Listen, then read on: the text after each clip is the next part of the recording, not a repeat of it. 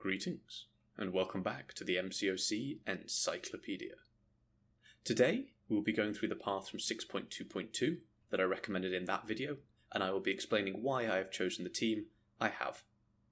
This video will be much more relaxed than that one, but I still suggest you go and watch that video first if you haven't already, as it'll provide you all the key information you need. So let's jump in. So, here we are in 6.2.2, and we'll be going out to the right via teleporter 6, and then going up. This takes us along the freezer burn path, and all you need to get through this path is an Incinerate Immune champion. Firstly, I'll be placing the Odin pre-fight, and then I'll be going in with Angela against this Punisher fight. I need to go in for at least one fight first, so then I can place my pre-fights, because I'm planning on swapping out Odin at the champion swapper. So, how can Angela get around this node? She's not naturally Incinerate Immune, and you'd be right to think so. However, based on her SIG ability, for each buff on her, she reduces the duration of incoming damaging debuffs. Enough buffs at high enough SIG, and they have a 0 duration. This is why I'm using the Odin buffs. You can see here Incinerate pops up on the left, but we don't actually get incinerated. We do, but it's sort of 0 duration, so it doesn't matter. There you go, Incinerate. Didn't trigger. Basically every time we crit at this point it'll be saying Incinerate, and it won't actually happen. The team we're rocking with today is 565 Angela and Ghost. We've got a 6-3 Warlock, and then we have Ultron and Odin just for synergy and pre-fight purposes. We won't actually be using them. Why this team? So the actual problem in this quest is the boss, Mr. Sinister, and without a counter he's effectively not impossible, but is a very, very long fight. What do we need to get through him? We need poison immunity in some form, whether that's shrugging off, flat out immunity, or like Angela is demonstrating here, just a way to reduce the duration to practically 0. And we need a fury buff, not a passive. Passives will not work, and I'll be using Ghost here to demonstrate the difference. So, buffs are when they have the little line around the outside. Passives are when they are solid. And right here, Ghost has just triggered 2 passives. If you have a Ghost and practice with her and throw a heavy attack, you will see buffs that look... they will also be orange, but they will have a line going around the outside rather than being solid. You can see for just a fraction on the Incinerate, they are red with the white line going around. Those are Incinerate debuffs. If we look over at Sentinel, we can see that he's got the Incinerate passive, which is a solid colour. Ghost is absolutely disgusting for this path, and because of that, I will be ghosting all the rest of the fights, and to save you watching that, I have sped up the footage slightly. Feel free to slow it down if you want to watch it in detail. There I whiff her attack, it's no... she's so good for this path. Anywhere where you can get lots of damaging debuffs, Ghost's damage just goes mental. Here, it is just in and out. One hit, one hit, one hit, one hit. That is all we're going for. Do not throw your specials, otherwise those Incinerates are massive and I'm shrugging them off before I get a single tick off them. But there we go, what was that, 20-30k medium? She doesn't care.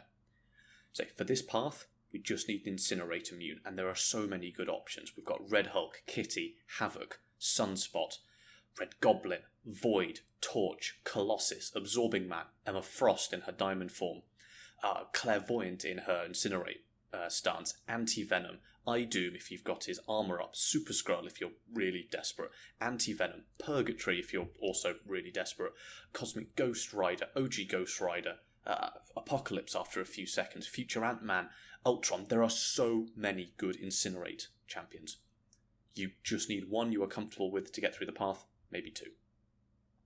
So, for the boss, as I was saying, you need a poison immune champion, or some way of dealing with the poisons, and you need a fury buff. Actually, Phoenix here is perfect. She gains fury buffs, so you might want to rewind it slightly so you can see those, whereas Ghost gets fury passives. They are very different, and you need the buff. Without poison immunity, you will die, so you need that. And without fury buffs, Mr. Sinister will take 90% less damage. I have heard of people going through this fight with Guillotine 2099 and Nimrod, and just taking 20 minutes to do so. They can get through it, and they're good Mr. Sinister options, but it's going to be a really long fight, and I wouldn't recommend that way, but if you really need to, you can. On top of that, Mr. Sinister has his regeneration whenever you crit, so if you don't have some way of dealing with that, it's going to be a long fight. So, why have I chosen this team? Angela can generate her own Furies, so that's ticked, and with enough buffs, her Awakened ability and Odin, she can deal with the poisons. Warlock is naturally a poison immune, and with the Ultron synergy, whenever he's immune to a poison, he will also gain a Fury buff. That's where that's coming from. You can actually Ghost this fight if you are incredibly skilled with Ghost. It has been done, but it's not something I would wholly recommend. Firstly, I'll be going in here with Warlock. Finally, I bring in Hyperion, as he can generate his own Fury buffs on heavy attacks, and he is naturally poison immune, so we don't have to worry about that. We can see the Immune and Fury pinging up on the left-hand side for Warlock. There we go, right there, and so that's given me a Fury buff. And you can see here again the difference between a buff and a Fury passive that Ghost was generating before. Take it back if you need to go have a look. It is really important. Say you bring in OG Hulk. I've had a lot of people ask, can I use OG Hulk? And the answer is no, you can't. Not by himself. He generates 15 Fury passives. We need a buff. So the Warlock and the Ultron synergy, actually one thing you will have to be careful of here is Backblast is still in play. My Warlock hit too hard and I lost about 40% of my health from one Incinerate. It hurts. Spoiler alert, I'm going to trigger it again in this fight. This is why if you bring in Hyperion, you really don't want to ramp up your Furies too fast, otherwise you're just going to incinerate yourself to death. Not a good idea. So, the Warlock and Ultron synergy will give any champion on your team Fury when they are immune to something. So, say you bring in Void. No, not Void. He's Incinerate immune. Who's a good poison immune we can use? She generates passives. Actually, yeah, let's go with She-Hulk. She-Hulk generates Fury passives when you hit the opponent. That won't work. But if you bring in Warlock and Ultron, every time she's naturally immune to the poison, she will get a Fury buff temporarily. That is the power of that synergy. A really good one to use. There are a few other options we can use for this fight, but I go over them in the other video. So that's it. Everything you need to know for 6.2.2. Coming up next week, we'll have Cersei as a defender and the best ways to defeat her. And then after that, we'll be diving into 6.2.3. I love that quest. I think it's really fun. It's one of the best designed ones in Act 6. Before moving on to 6.2.4, which is a nightmare, and 6.2.5, which is a nightmare's nightmare. So that's great.